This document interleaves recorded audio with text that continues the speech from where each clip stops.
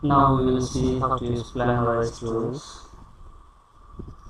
For that, let's create a polyline.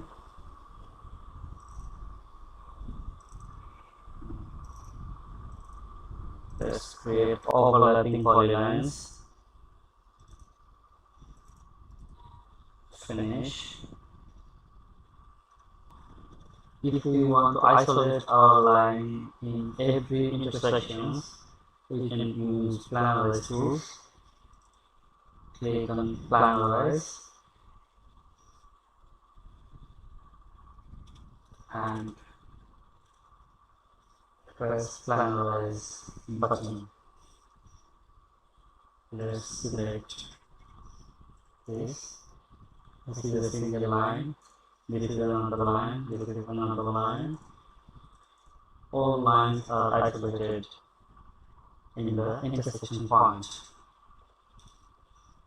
Let's save this.